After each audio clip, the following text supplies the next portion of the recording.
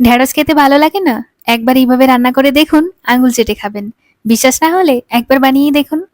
ঘরের অনেকেই আছেন যারা ঢেঁড়সের নাম শুনলেই মুখটা কুঁচকে ফেলেন। বাচ্চারা তো একেবারেই পাতে তুলতে চায় না। কিন্তু আজকের এই রেসিপিটা তাদের জন্যই। একদিন আমি ভাবলাম সবার অপছন্দের এই ঢেঁড়সকে একটু টুইস্ট দিয়ে রান্না করে দেখি।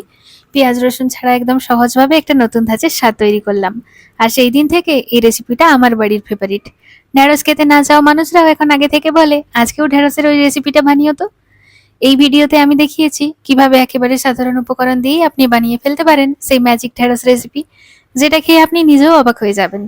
রেসিপিটা ভালো লাগলে একটা লাইক দেবেন, আর এমন মজার রান্না নিয়মিত পেতে চাইলে চ্যানেলটি সাবস্ক্রাইব করে পাশে থাকবেন। চলুন তাহলে রান্নাটা শুরু করা যাক। প্রথমেই আমি পরিমাণ মতো টাটকা ঢেঁড়স নিয়ে নিচ্ছি। বাজার থেকে আনার পর প্রথম কাজ ভালোভাবে ধুয়ে পরিষ্কার করা। কারণ ঢেঁড়স কি একটু আঠালো ধরনের হয়, তাই ধোয়ার সময় ভালো করে হাত দিয়ে ঘষে নিলে সব ময়লা আর ধুলোবালি উঠে যায়। আমি ধুয়ে জল ছড়িয়ে একটু রেখে দিয়েছি যাতে কাটা সহজ হয়।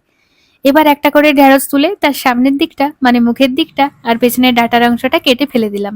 তবে একদম ছোট করে কাটছি না, কারণ এই রেসিপিতে আমি ঢেঁড়সগুলো একটু লম্বাটে বড় আকারে রাখতে চাই। এতে দেখতে যেমন সুন্দর লাগে, খেতেও মজাদার লাগে। আর রান্নার সময় ঢেঁড়সগুলো আলাদা আলাদা থাকে, গলে গিয়ে একাকার হয়ে যায় না। এইভাবেই একে একে সব ঢেঁড়সগুলোকে আমি কেটে পরিষ্কার করে রাখলাম, যেন রান্নার সময় কোনো ঝামেলা না হয়। এবার যে ঢেঁড়সগুলো কেটে পরিষ্কার করে রেখেছিলাম সেগুলো একটা বড় পাত্রে নিয়ে নিলাম।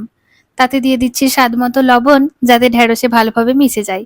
তারপর 1 চা চামচ করে কাশ্মীরি লঙ্কার গুঁড়ো, হলুদ গুঁড়ো আর বেসন দিয়ে দিলাম। কাশ্মীরি লঙ্কা কিন্তু ঝাল বাড়ায় না, ঢেঁড়সে একটা সুন্দর লালচে রং এনে দেয়। হলুদ তো থাকবেই। আর বেসনটা ঢেঁড়সের উপরে একটা ক্রিস্পি কোট তৈরি করে, যেটা পরে ভাজার সময় দারুণ মচমচে হয়। সবশেষে দিলাম কয়েকটা গোটা মৌরি। এই মৌরির হালকা মিষ্টি মিষ্টি ঘ্রাণ ঢেঁড়সের সাথে অসাধারণভাবে মিশে যায়। এবার হাত দিয়ে সব উপকরণ একসাথে খুব ভালোভাবে মেখে নিচ্ছি। ঢেঁড়স যেন না ভেঙে যায় সেই জন্য একটু নরমভাবে ভালোভাবে মশলা মাখাচ্ছি। প্রতিটা ঢেঁড়স যেন মশলা আর বেসনের পুরোপুরি মাখানো হয়, এইটাই কিন্তু পরে স্বাদের জন্য খুব জরুরি। সব মেখে নেওয়ার পর 10 থেকে 15 মিনিটের মতো এইভাবে রেখে দেবো। এতে মশলা ভালোভাবে ঢেঁড়সে বসে যাবে আর ভাজার সময় গন্ধ আর স্বাদ অন্যরকম ভাবে বেরিয়ে আসবে। এবার তৈরি করে নেব একটা স্পেশাল মশলার পেস্ট, যেটা ঢেঁড়সের স্বাদকে কয়েক গুণ বাড়িয়ে দেবে। একটা মিক্সিং জারে প্রথমে নিয়ে নিচ্ছি 2 চামচ পোস্ত, তারপর 3 চামচ সাদা সর্ষে। আপনারা চাইলে সাদা আর কালো 2 রকমের সর্ষে মিশিয়েও নিতে পারেন। এরপর দিয়ে দিচ্ছি 2টো কাঁচা লঙ্কা। ঝাল আপনারা নিজেদের স্বাদ অনুযায়ী বাড়াতে বা কমাতে পারেন। আর একেবারে শেষে স্বাদ মতো লবণ দিয়ে দিলাম, যেন পেস্টটা নিজের মতো ব্যালেন্স হয়। এবার সবকিছু একসাথে ব্লেন্ড করে নিচ্ছি, মিহি একটা পেস্ট বানিয়ে নিচ্ছি।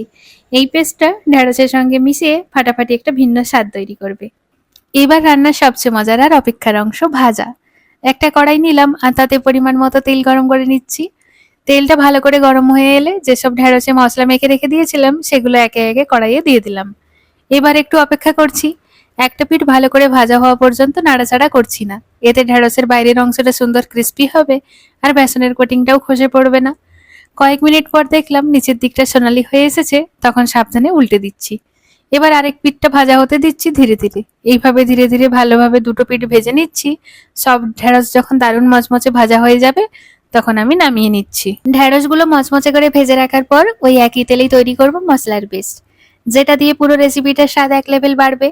কড়াইয়ে তেলটা আরেকটু গরম করে নিলাম, তারপর তাতে দিয়ে দিলাম 1 চা চামচ কালো জিরে। ওই সুন্দর গন্ধটা বের হয়ে এলো, তখন দিয়ে দিলাম 1 চা চামচ হলুদ গুঁড়ো আর 1 চা চামচ লঙ্কার গুঁড়ো। সব মশলাকে একটু ভেজে নেব যাতে কাঁচা গন্ধটা চলে যায় আর তেলটা মশলার রঙে একটু রঙিন হয়ে ওঠে। এবার তাতে পরিমাণ মতো জল দিয়ে দিলাম, যেন মশলাগুলো একসাথে কষাতে সুবিধা হয়।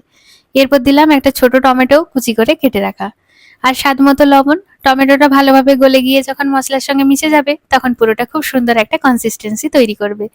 মশলাটা ভালোভাবে কষে এলে তাতে দিয়ে দিচ্ছি আগে থেকে বানিয়ে রাখা সর্ষে পোস্তর পেস্ট। এবার এই মিশ্রণটাকে সময় নিয়ে তেল ছাড়ার মতো করে কষাচ্ছি।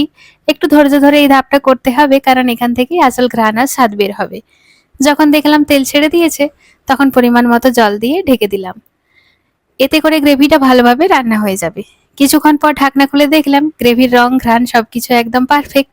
এবার দিয়ে দিলাম সামান্য চিনি। এইটুকু চিনি কিন্তু পুরো মশলার ঝাঁঝ পোস্ত সর্ষের স্বাদকে সুন্দরভাবে ব্যালেন্স করে দেয়। সবশেষে তাতে ভেজে রাখা ঢেঁড়সগুলো ভালোভাবে মিশিয়ে দিলাম। সবকিছু মিশে গেলে আবার ঢেকে রাখলাম কয়েক মিনিটের জন্য, যাতে ঢেঁড়সগুলোর মধ্যে মশলার স্বাদটা ভালোভাবে ঢুকে যায়। শেষে ঢাকনা খুলে নিলাম, হালকা করে নেড়ে কিছু চেরা কাঁচা লঙ্কা ছড়িয়ে নামিয়ে নিলাম গ্যাস থেকে।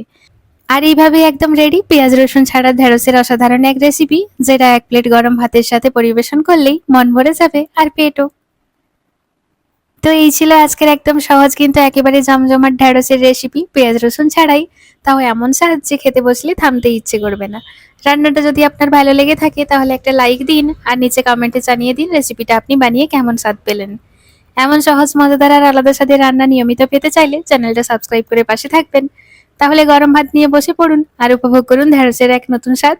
দেখা হবে পরের ভিডিওতে। সবাই ভালো থাকবেন, সুস্থ থাকবেন। আজকের মতো টাটা।